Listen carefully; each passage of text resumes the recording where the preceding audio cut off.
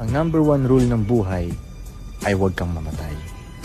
So itatry mo ang best mo na makasurvive palagi. Huwag kang gagawa ng mga stupid shit na malaki ang chance na ikamatay mo. At hindi lang literal na mamamatay ka. Dapat meron kang life. Maraming tao na buhay nga pero wala silang life. Hindi nila gusto yung sitwasyon nila, hindi nila gusto yung asawa nila, hindi nila gusto yung friends nila, hindi nila gusto yung work nila. So, makikita mo yung mata nila, walang spark, walang kabuhay-buhay. Pag tingnan mo yung buhay nila, parang black and white lang. So, consider din na patay yun. Ang buhay ay parang game. Katulad ng mga video games, ang laro naman talaga is tatry mong huwag mamatay.